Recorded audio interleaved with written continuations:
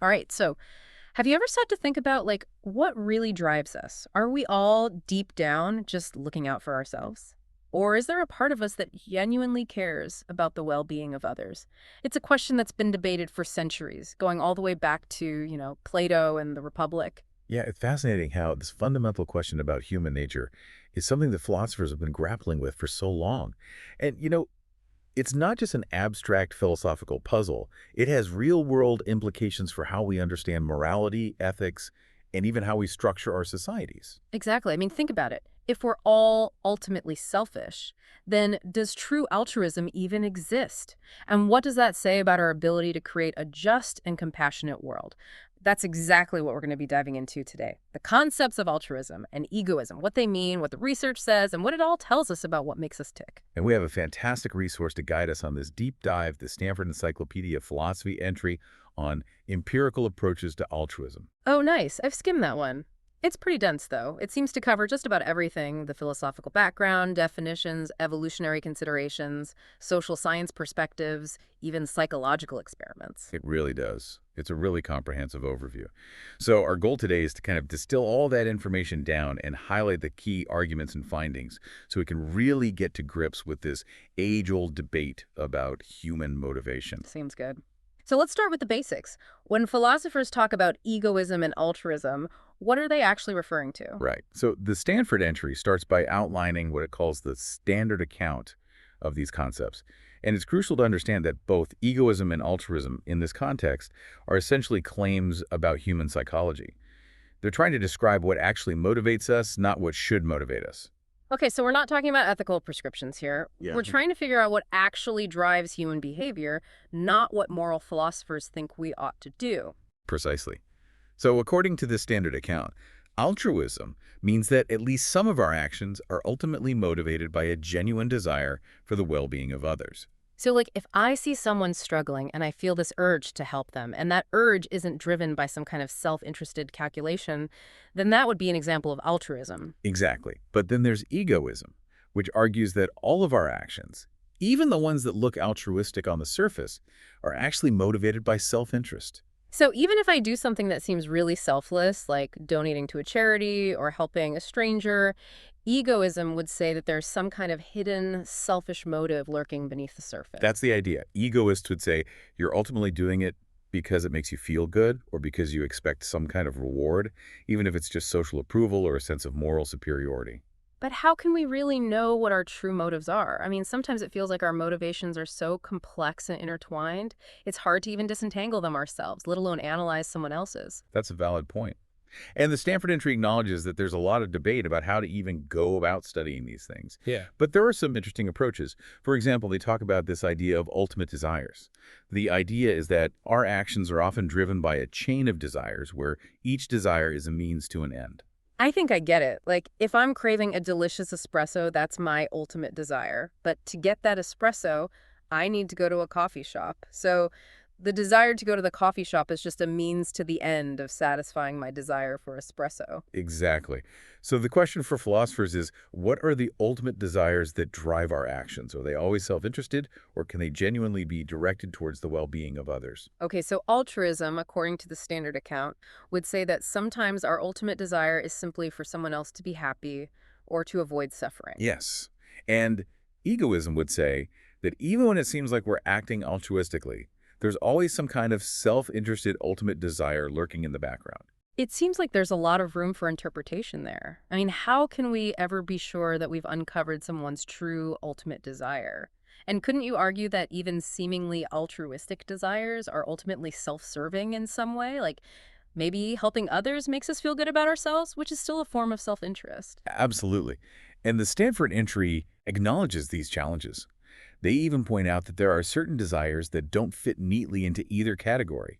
For example, the desire for revenge. Revenge. How does that fit into this? Well, if someone wrongs you Huh. and you have a strong desire to get back at them, that desire isn't really about your own well-being. And it's certainly not about the well-being of the person who wronged you. It's something else entirely.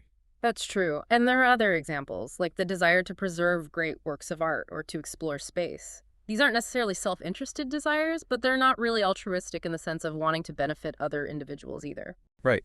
And these examples suggest that the traditional dichotomy of egoism versus altruism might be too simplistic. There might be other motivations driving our actions that fall outside of these categories. Okay, so we've got a good handle on the philosophical definitions.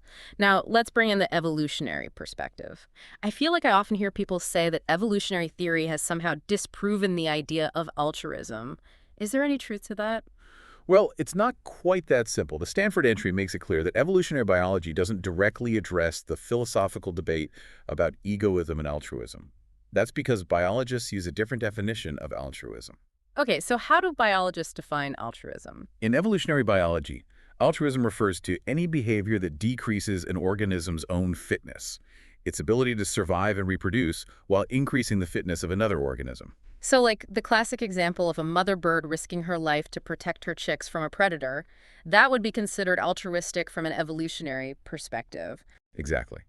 And the key point here is that biological altruism doesn't require any kind of conscious intention or motivation.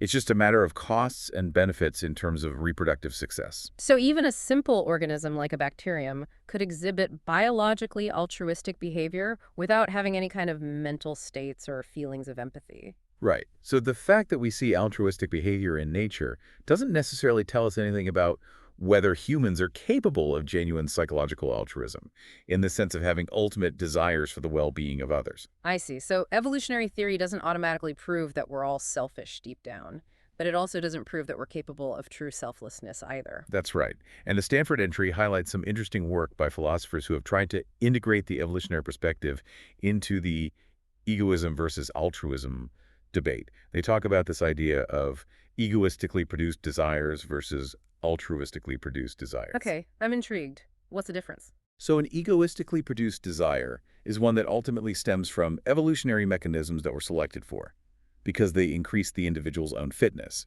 For example, if I learn to associate helping others with getting rewards, then my desire to help might be egoistically produced, even if it now feels genuine. So even if I feel like I'm helping someone out of the goodness of my heart, it's possible that my desire to help was originally shaped by self-interested motivations. Exactly. And then there are altruistically produced desires, which are thought to arise from evolutionary mechanisms that were themselves altruistic, for instance, an innate tendency to help kin or members of one's social group. So if we have any innate tendencies to be altruistic, those tendencies would have evolved because they somehow benefited the survival and reproduction of our ancestors, even if it came at a cost to the individual. That's right. And then there's this idea of classical versus non-classical altruism. Classical altruism is when our desires for the well-being of others are rooted in these altruistically produced mechanisms. Non-classical altruism is when those desires are rooted in egoistically produced mechanisms. So even if my desire to help someone is ultimately based on self-interest, the behavior itself could still be considered altruistic in the sense that it benefits someone else. Precisely. And this highlights an important distinction between the evolutionary perspective and the standard philosophical account. The standard account focuses on the content of our desires. Are they directed towards others or towards ourselves? Whereas this evolutionary framework focuses on the origins of those desires. Okay, that makes sense. So even if my ultimate desire is for someone else to be happy, if that desire was ultimately shaped by self-interested evolutionary pressures, then it wouldn't be considered true altruism from this evolutionary perspective. Right. But even in those cases, the behavior itself can still be beneficial to others. And that's an important point to keep in mind. All right, so we've looked at the philosophical and evolutionary perspectives. What about the social sciences? How do they approach the concept of altruism? Well, it gets a bit more complicated there. The Stanford entry actually points out that the term altruism is used in a lot of different ways across different social science disciplines. They even quote a couple of researchers who describe it as a bit of a Tower of Babel situation, where different researchers are using the same word but meaning different things. So it's kind of like that saying, talking about apples and oranges. Like everyone's talking about altruism, but they're not always on the same page about what it actually means. Exactly. So you have to be really careful about how the term is being used in each context. Mhm. For example, in economics, they often talk about preference altruism. Preference altruism. What's that? It's basically the idea that people sometimes have preferences for outcomes that benefit others, even if those outcomes come at a cost to themselves. but it doesn't say anything about the underlying motivation for those preferences. So it could be that I have a preference for helping others because I believe it will ultimately benefit me in some way, like through reciprocity or social approval. Exactly. And then there's behavioral altruism, which is even more stripped down. It just focuses on the observable behavior, whether an action benefits another individual at a cost to the actor. It doesn't even try to get into the psychological motivations behind the action. So that's similar to the biological definition of altruism we talked about earlier, just looking at the costs and benefits of the behavior, regardless of what's going on in the organism's mind. Precisely. And then some researchers, particularly in primatology and psychology, use the term helping altruism, which is even broader. It simply requires that the recipient of the action benefits in some way. There's no requirement for the actor to incur any cost, and there's no consideration of their motivations. So even if I effortlessly do something that benefits someone else, without any intention or effort on my part, that could be considered altruistic under this definition. That's right. So as you can see, there's a lot of variation in how altruism is defined and studied across different disciplines. And the Stanford entry makes it clear that for the rest of their analysis, they're going to stick with the standard philosophical account, which focuses on ultimate desires. That sounds like a sensible approach, given all the potential for confusion. Okay, so let's delve into the psychological research on altruism. The entry highlights the work of Daniel Batson as being particularly influential in this area. Can you tell us a bit about his research? Yeah, so Daniel Batson is famous for his empathy-altruism hypothesis. It's basically the idea that when we feel empathy for someone in need, that empathy can trigger a genuine altruistic motivation to help that person. So it's not just that we feel bad for them and want to make ourselves feel better by helping, it's that we actually care about their well-being and want to alleviate their suffering for their own sake. Exactly. And Batson distinguishes empathy from personal distress, which is that feeling of discomfort or anxiety we might experience when we see someone suffering. He argues that empathy is a more other-oriented emotion, where we actually take on the perspective of the person in need and feel their pain, so to speak. So if I'm truly empathizing with someone, I'm not just feeling bad for them, I'm actually feeling what they're feeling. That's the idea. And Batson's hypothesis predicts that the more empathy we feel for someone, the more likely we are to help them, even if it costs us something. But couldn't you argue that even if empathy does lead to helping behavior, there might still be some kind of underlying self-interested motive? Like maybe we help others because it makes us feel good about ourselves or because we want to avoid feeling guilty if we don't help. Those are all valid points. And Batson has spent a lot of time designing experiments to try and rule out those alternative explanations. He calls them egoistic alternatives. So he's trying to show that empathy really does lead to genuine altruism, and it's not just a disguised form of self-interest. Exactly. And one of the main egoistic alternatives he's tested is what's called the social punishment hypothesis. Social punishment? What's that? It's the idea that we help others mainly to avoid social disapproval or punishment.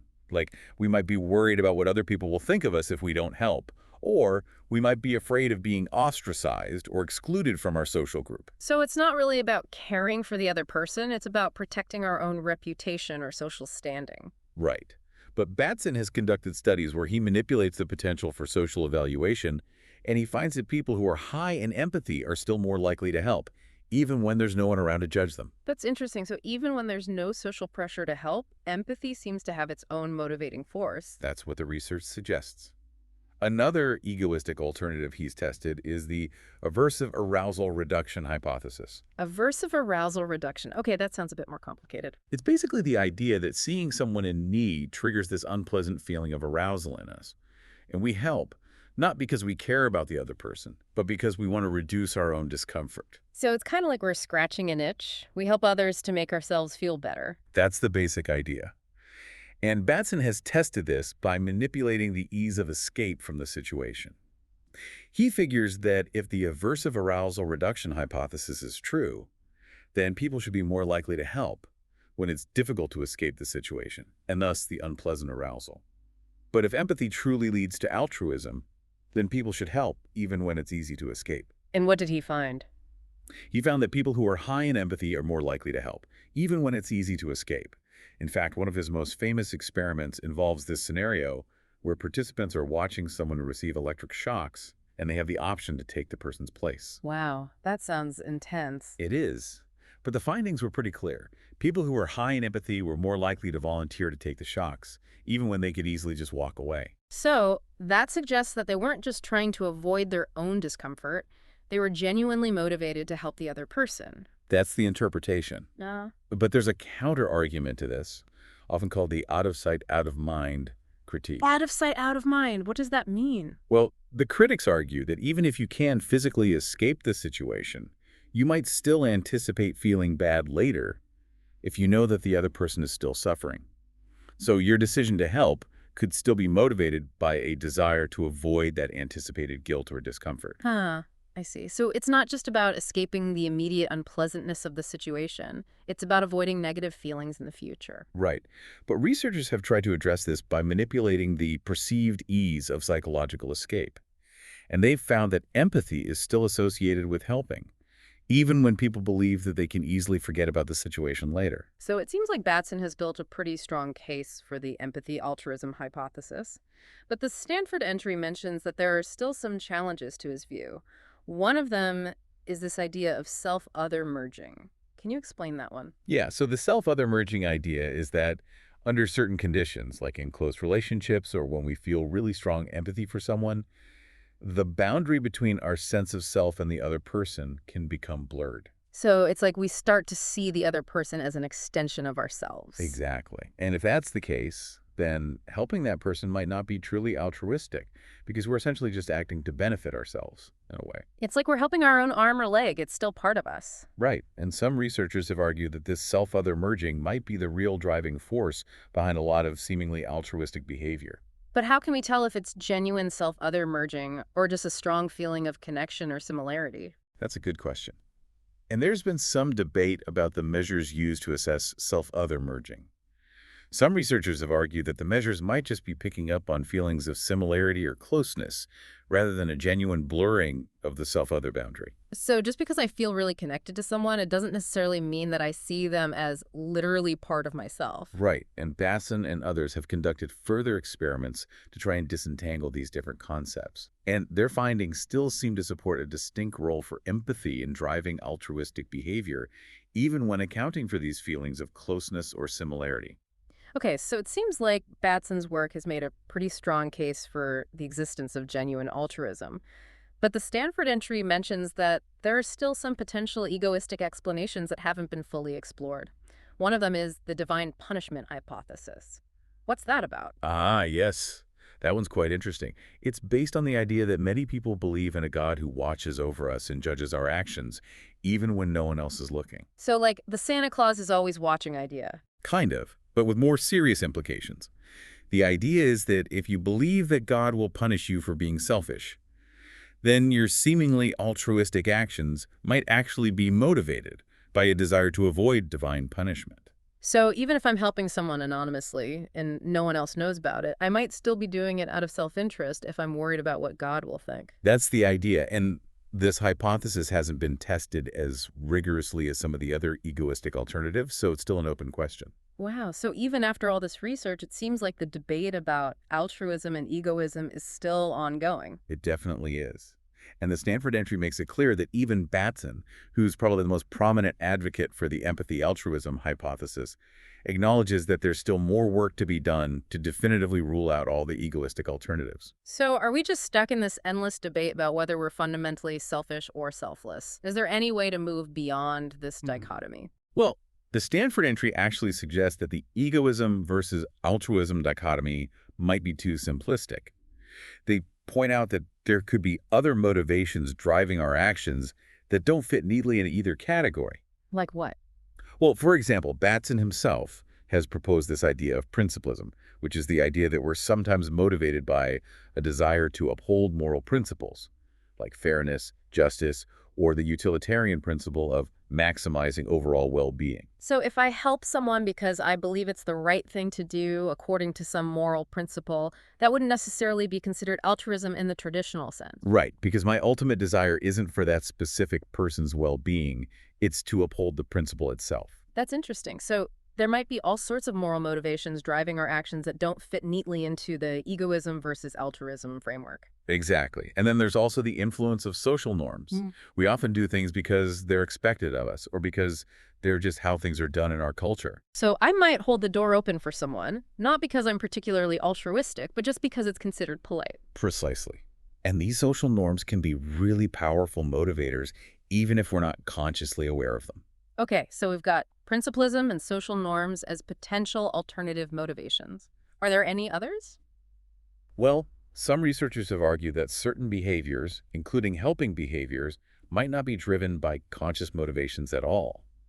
They talk about these things called habitual systems and Pavlovian systems. Habitual systems, like if I've gotten into the habit of doing something, I might just do it automatically without thinking about it. Right. And Pavlovian systems are more about these kind of hardwired responses to certain cues. Like, if I've been rewarded for helping in the past, I might instinctively help again when I see someone in need without really having a conscious desire to help. So it's like my brain is just running on autopilot. In a way, yes. And if that's the case, then it throws another wrench into the egoism versus altruism debate, because it suggests that some of our actions might not be motivated by either self-interest or altruism, but by something else entirely. This is all pretty mind-blowing. It seems like the more we learn about human motivation, the more complex it gets. It definitely does. And the Stanford entry also touches on some research from developmental and comparative psychology that sheds some interesting light on the origins of helping behavior. Oh, cool. What have they found?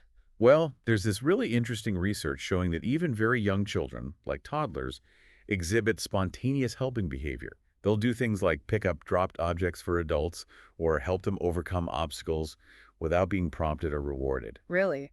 That's amazing.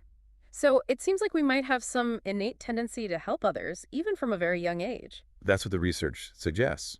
And there's even some evidence of helping behavior in other primates, like chimpanzees, which hints at the evolutionary roots of these behaviors. But it's hard to know for sure what's going on in the minds of toddlers, or even chimps. How can we be sure that they're truly motivated by altruism? That's a fair point. And the Stanford entry acknowledges that more research is needed to really understand the motivations behind these early helping behaviors. So it seems like we've covered a lot of ground today. Is there any kind of overarching conclusion we can draw from all this? Well, I think the main takeaway is that the debate about altruism and egoism is far from settled. There's a lot of evidence supporting both sides, and it's clear that human motivation is incredibly complex. So there's no easy answer to the question of whether we're fundamentally selfish or selfless. Not really, no. But I think the research has given us a much deeper understanding of the different factors that influence our behavior, and that's valuable in itself. Absolutely. And I think it's also important to remember that even if we can't definitively prove or disprove the existence of genuine altruism, that doesn't mean we should give up on trying to be better people. I agree. I think striving to be kind and compassionate is a worthwhile goal, regardless of what our ultimate motivations might be. Well said. So for all of you listening, I hope this deep dive has given you a lot to think about. The debate about altruism and egoism is a fascinating one, and it's one that's likely to continue for many years to come. And as we continue to learn more about ourselves and the origins of our behavior, we might eventually arrive at a more nuanced and complete understanding of what it truly means to be human. I like that. It's a journey of self-discovery, both individually and as a species. And who knows what amazing insights we might uncover along the way. I'm excited to find out. Me too. All right, well, that's all the time we have for today. But we'll be back next time with another deep dive into some of the most intriguing questions about the human experience. See you then. Bye, everyone.